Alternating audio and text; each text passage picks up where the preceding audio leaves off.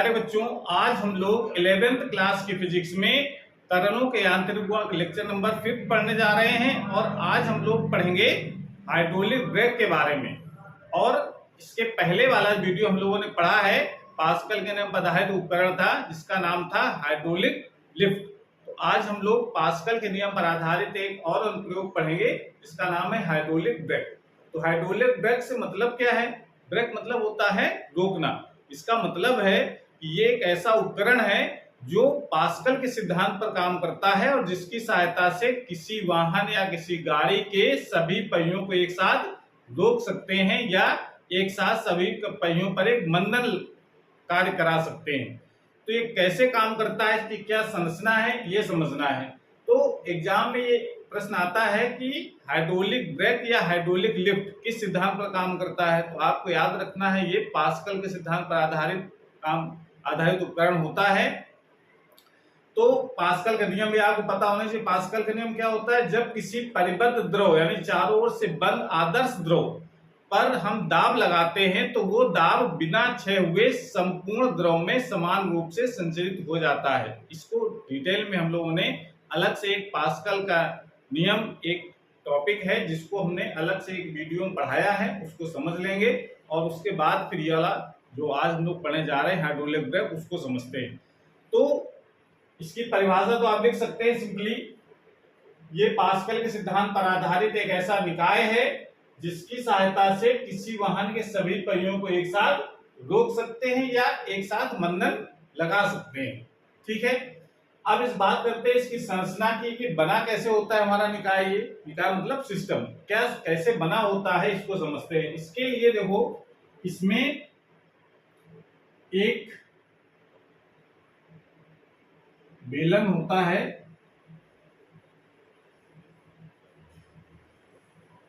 इसमें एक बेलन और उस बेलन में एक नली लगी रहती है और इसमें एक पिस्टन भी लगा रहता है और पिस्टन में एक पाइडिल मतलब इसको दबाने के लिए गाड़ियों में ब्रेक पैरों से लगाते हैं तो लोग पैरों को लगाने के लिए यहाँ पर एक पाइडिल लगा होता है।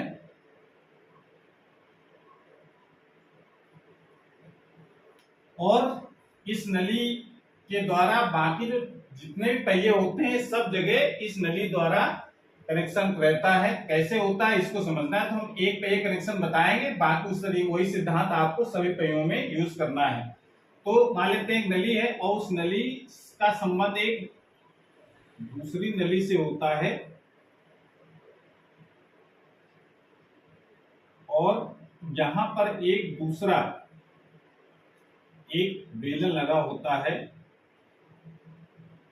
जिस पर दो पिस्टन लगे होते हैं,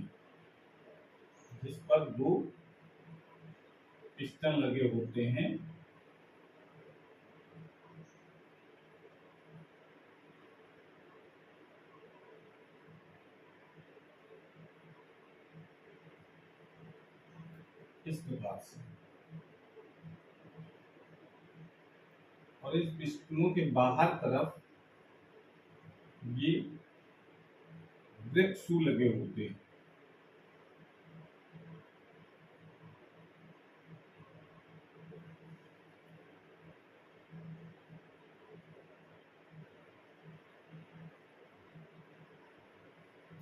और ये पूरी व्यवस्था एक पहिए के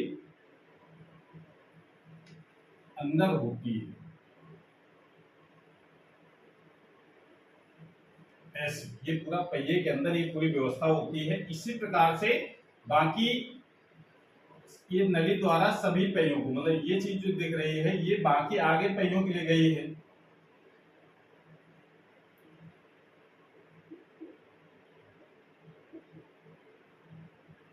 पहियों के लिए ये हमारी नली होती है और उस नली पर यहाँ सब आयल भरा होता है। आयल ही क्यों भरते हैं उसका भी रीजन है, यहाँ पर कोई भी द्रव ले सकते हैं, जल भी भर सकते हैं, पर जल का वाष्पीकरण ज्यादा होता है, इस कारण से हम यहाँ पर आयल का यूज करते हैं और वो आयल का नाम होता है ब्रेक आयल। ये सब जो है यहां से ये सब ब्रेक आयल भरा होता है, इसको हम लोग कहते हैं ब्रेक तेल, इसको ब्रेक आयल। और इसको कहा जाता है मास्टर बेलन, जो मास्टर सिलेंडर, मास्टर बेलन होता है। ये हमारा लगा होता है पैडल, ये पैडल लगा है यहाँ, ठीक है। और ये लगे होते हैं ब्रेक शू, कहते हैं ब्रेक शू। और ये है गाड़ी के पहिए का रिम। ये संरचना होती है, बाकी इस तरीके से अदर पहियों पर ये व्यवस्था होती है। बात समझ में आ रहा है। अब ये जो लगा हुआ है ये भी क्या है, बेलन होता है। इसमें दो पिस्टन लगे होते हैं, एक पिस्टन P1, एक पिस्टन P2। एक यहाँ पर बेलन लगा हुआ है, इसको मास्टर में कहते हैं। यहाँ पर एक पिस्टन होता है P। इसी प्रकार से हर पहियों में ये व्यवस्था होती है। ये तो इसकी संरचना हो गई। अब जरा इसकी कार्यविधि को समझते हैं। कार्यविधि में क्या है, जब हम ब्रेक लगाना होता है तो यहाँ पैडल को पुश करते हैं, दबाते हैं। जब यहाँ दाब लगाएंगे तो ये दाब बिना क्षय हुए संपूर्ण दिशाओं में समान रूप से पहुंचेगा। मान लो यहाँ 10 पास्कल का हमने दाब लगाया तो 10 पास्कल का दाब यहाँ पर भी पहुंच जाएगा इन पिस्टनों पर, या अदर जो दूसरे पहियों पर लगे वहां भी पहुंच जाएगा। तो जब यहाँ पर दाब लगाएंगे तो ये चूंकि ये यहाँ आइडियल लिक्विड भरा हुआ है तो ये कंप्रेस नहीं होगा, लिक्विड नहीं कंप्रेस होगा। जब इसका दाब जब यहाँ पहुंचेगा तो ये जो पिस्टन लगे हुए हैं ये बाहर तरफ फैलेंगे। जब बाहर तरफ फैलेंगे तो ये ब्रेक शू लगे हुए तो ये फैल करके इस रिम के अंदर रगड़ने लगते हैं तो हमारा पहिया रुक जाता है।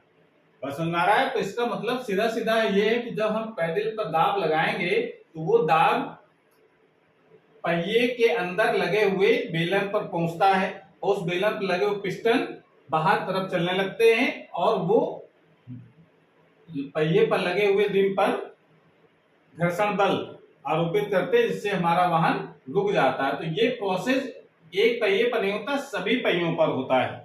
तभी आजकल जो गाड़ियां आती है सब में ज्यादातर गाड़ियों में लिखा रहता है पावर ब्रेक। पावर ब्रेक का मतलब होता है कि आप कितनी भी स्पीड चलोगे, ब्रेक लगाओगे तो सारे पहिए एक साथ रुकेंगे तो गाड़ी जल्दी से कंट्रोल हो जाती है। तो ये एक पावर ब्रेक की व्यवस्था है और वो किस सिद्धांत पर काम करती है, पास्कल के सिद्धांत पर।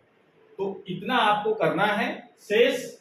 सेम प्रोसेस आपको अदर पहियों के लिए भी अप्लाई किया जाता है, सेम तरीका होता है। बशर्ते कि आपको इस नली को जहां तक जिस पहिए तक ले जाना वहां तक आपको ले जाना पड़ेगा, क्योंकि सारा ये जो आयल है वो हर जगह एक दूसरे से कनेक्ट होना चाहिए, ब्रेक कहीं ना हो, ठीक है ना। तो जब हम प्रेशर लगाएंगे तो पास्कल हम कहता है जितना प्रेशर यहाँ लगाया जाएगा वो संपूर्ण प्रेशर, नली सकरी चौड़ी कोई लेना देना नहीं है, संपूर्ण दाब सब जगह बराबर पहुंचता है तो सारे पहिए एक साथ रुक जाते हैं। तो ये हमारा सिद्धांत था और ये इसकी कार्यविधि और संरचना है। इतना आज हम लोग जानेंगे और अगले वीडियो में हम लोग नए टॉपिक के साथ आएंगे। तब तक पढ़ाई करते रहिए। Thank you.